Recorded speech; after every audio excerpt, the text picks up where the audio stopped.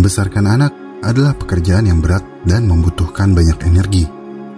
Oleh karena itu, manusia menyediakan jasa penitipan anak, daycare, playgroup, dan lain-lain. Jadi kita bisa menitipkan anak ke sebuah tempat penitipan anak dan membiarkan penyedia jasa tersebut mengurus anak-anak kita. Solusi terpecahkan. Tapi bukan cuma manusia yang melakukan hal ini, karena ternyata ada beberapa hewan yang juga melakukan hal yang sama.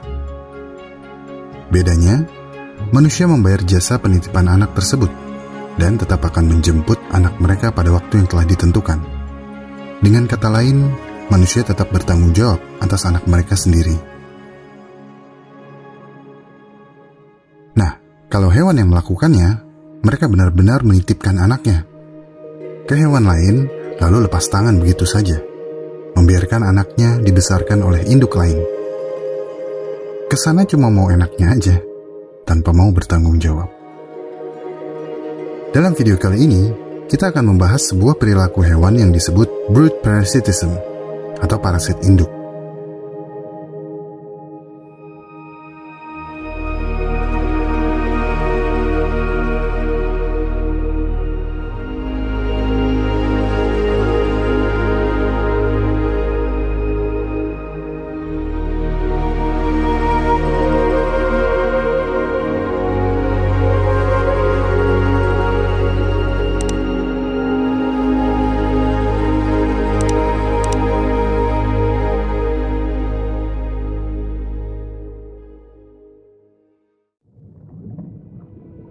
Persiapkan diri kamu, karena perilaku parasitisme hewan ini sangat tega.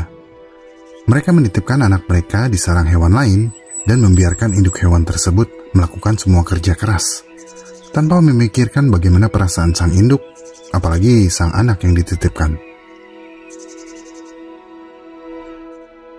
Ada dua jenis brood parasitism. Yang pertama adalah facultative parasite. Ini terjadi ketika spesies tidak sepenuhnya menjadi parasit. Mereka mungkin bertelur di sarang spesies lain, tapi mereka juga mampu membangun sarangnya sendiri dan tidak bergantung sepenuhnya pada parasitisme.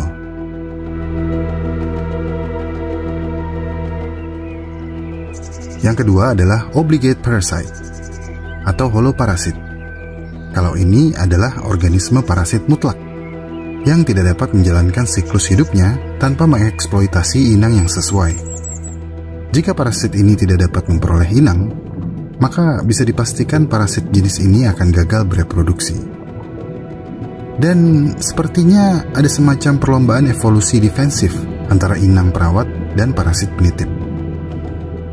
Inang dari parasit biasanya akan mencari tahu dan mencoba mengeluarkan telur asing atau telur parasit dari sarangnya. Tapi induk parasit nggak mau kalah. Mereka memiliki cara lihai untuk mengelabui induk hewan lain agar memelihara anaknya. Ikan lele kuku Synodontis multipunctatus misalnya. Mereka adalah parasit ikan cichlid, sebuah famili ikan yang membesarkan anaknya di mulut, atau mouth brooder.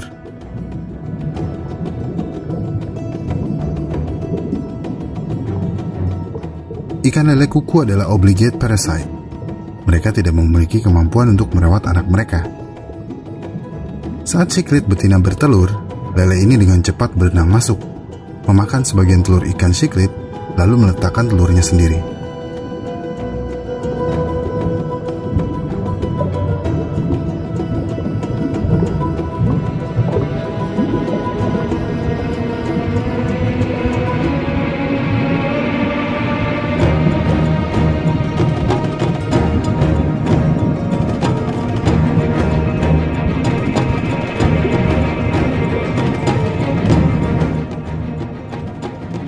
Cichlid jantan yang gak tahu apa-apa kemudian mengambil semua telur dan merawatnya di mulutnya sampai menetas. Tapi telur cichlid tidak akan bertahan lama. Ikan lele muda akan menetas terlebih dahulu dan memakan telur-telur yang belum menetas.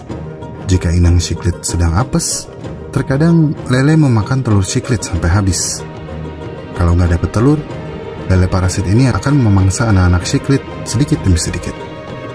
Kemudian induk cichlid merawat bayi lele sampai besar, dan dia tidak akan tahu kalau lele parasit itu bukanlah anaknya.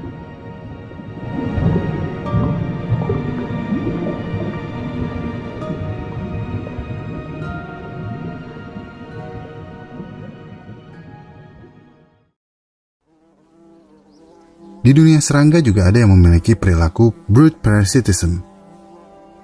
Polistes sulcifer atau tawon kertas kuku juga melakukan hal yang serupa, meninggalkan telurnya di sarang spesies tawon kertas lainnya. Tawon kertas kuku juga sama seperti lele. Mereka merupakan obligate parasite. Jadi jika ratu tawon tidak dapat menemukan sarang tawon lain untuk menitipkan telur, maka dia tidak akan bisa bertelur. Namun jika dia berhasil menitipkan telurnya, larva parasit ini akan lebih rewel daripada larva inangnya. Ilmuwan menduga spesies parasit ini entah bagaimana lebih sering memberi sinyal, kami lapar, daripada larva inang.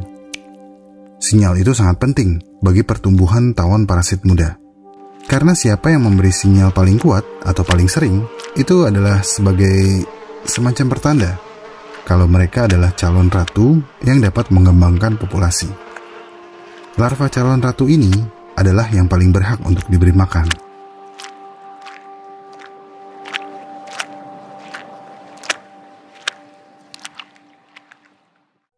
Jika kita perhatikan, contoh hewan parasit yang telah kita bahas jauh ini memiliki kata kuku di dalam namanya. Apakah ini kebetulan? Atau memang disengaja? Ini semua karena ulah burung kuku, yang merupakan hewan dengan perilaku brood parasitism yang paling terkenal. Jenis kuku Eropa sangat terkenal, karena kelakuannya yang sering meninggalkan telurnya di sarang burung lain. Burung kuku, seperti tawon dan lele kuku, juga tidak bisa membesarkan anaknya sendiri. Jadi satu-satunya harapan mereka untuk mencapai reproduksi yang sukses adalah dengan mengandalkan induk hewan lain sebagai perawat anak mereka. Burung licik ini akan menakuti burung inangnya untuk menjauh dari sarangnya, sehingga ada cukup waktu untuk burung parasit ini meletakkan satu telur lalu pergi.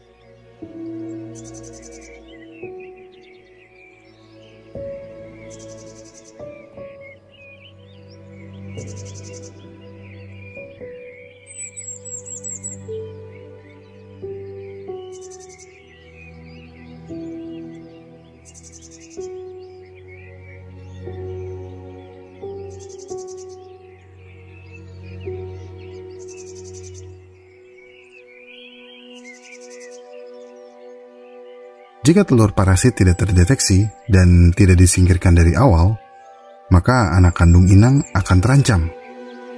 Karena telur burung parasit biasanya akan menetas terlebih dahulu dan akan mendorong telur-telur inangnya keluar dari sarang.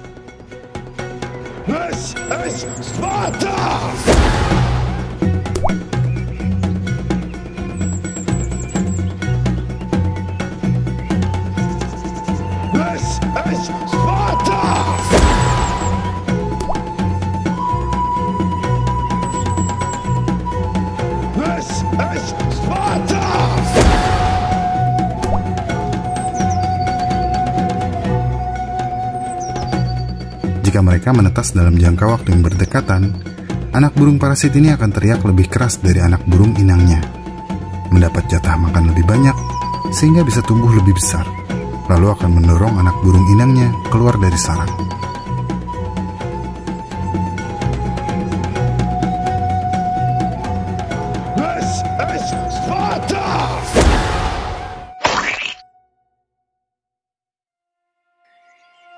Dan walaupun beberapa telur sudah hilang, burung inang tampaknya tidak menyadarinya.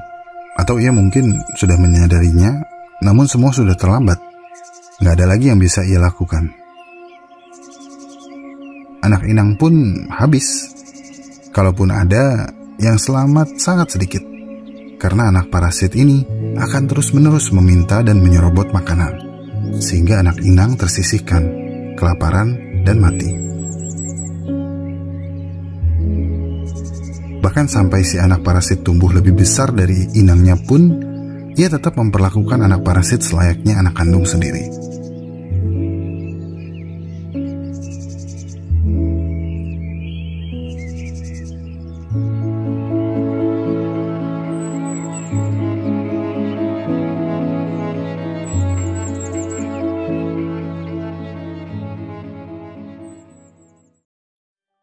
Burung kuku jenis lain malah bertindak selangkah lebih jauh dan lebih sadis, seperti honey guide.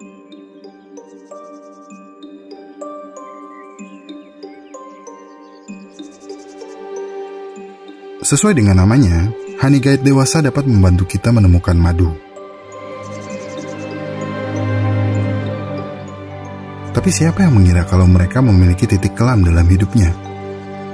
Anak burung honey guide adalah parasit, dan ia sangat brutal. Ia akan benar-benar menikam anak burung inangnya sampai mati dengan paruhnya. Finish him!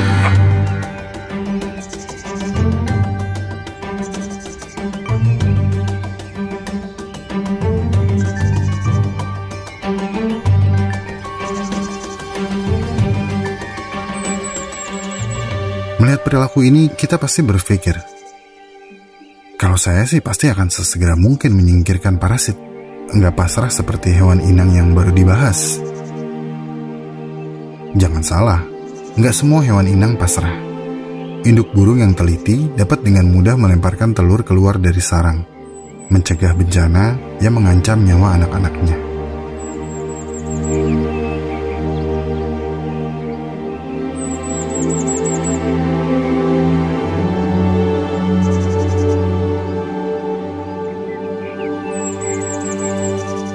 Inilah perlombaan evolusi defensif yang saya maksud.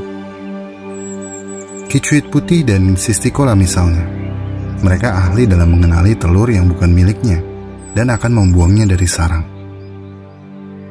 Tetapi beberapa spesies burung kuku mengetahui trik ini dan perlahan telah berevolusi untuk mengelabui, yakni dengan memiliki telur yang berukuran dan bercorak seperti telur inangnya, sehingga burung inang mungkin tidak akan menyadari bahwa telur parasit telah ditempatkan di sarangnya.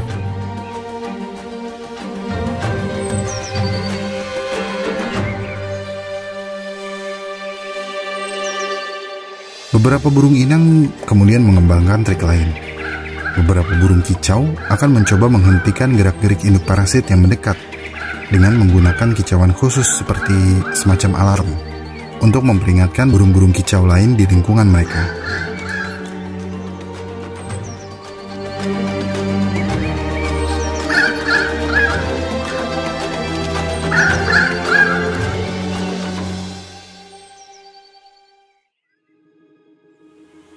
Burung kicau cikrak peri menggunakan taktik yang jauh lebih rumit. Mereka akan mengajari anak-anaknya kata sandi rahasia saat anak-anaknya masih di dalam telur. Setiap cikrak betina memiliki panggilan unik yang akan mereka nyanyikan ke telur mereka. Dan ketika anak burung menetas, mereka pun akan menyanyikan panggilan unik yang sama. White coffee.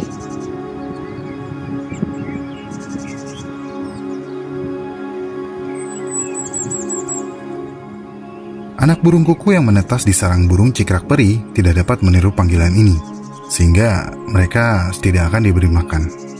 White coffee. Tapi terkadang memang nggak ada gunanya mencoba membasmi anak parasit di sarang mereka. Salah satu alasan mengapa kebanyakan inang seperti pasrah dan tidak punya pilihan selain merawat anak-anak parasit tersebut adalah demi keselamatan anak-anaknya. Pada beberapa spesies kuku, juga pada burung cowbird, jika burung inang menghilangkan telur parasitnya, induk burung parasit akan dendam.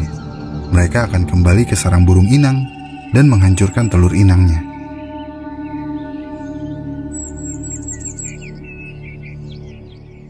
Alhasil, inang tidak punya pilihan lain selain membesarkan anak parasit sembari berharap setidaknya salah satu dari anak-anaknya berhasil menjadi dewasa.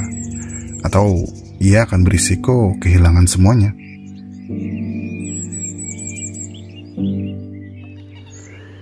Jadi di dalam dunia hewan, membesarkan anak selain menjadi pekerjaan yang berat dan membutuhkan banyak energi, juga menjadi pekerjaan yang penuh risiko, menguras pikiran dan perasaan.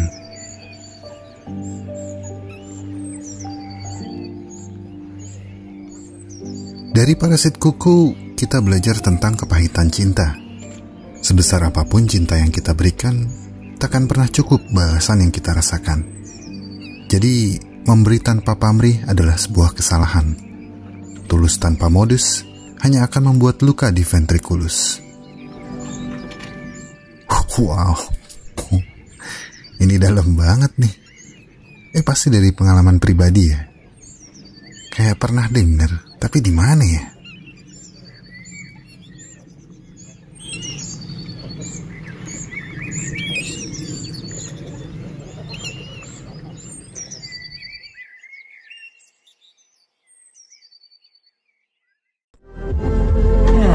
Sejak dulu beginilah cinta, deritanya tiada akhir. Hey, terima kasih sudah menonton sampai menit ini. Jika suka dengan pembahasan dari Alam Semenit, like video ini dan subscribe. Karena like dan subscribe dari kamu akan membantu perkembangan channel ini. Ikuti perkembangan semua hal yang aneh, menjijikan, dan indah yang mengundang rasa ingin tahu kita semua. Terima kasih dan sampai jumpa di Alam Semenit episode selanjutnya.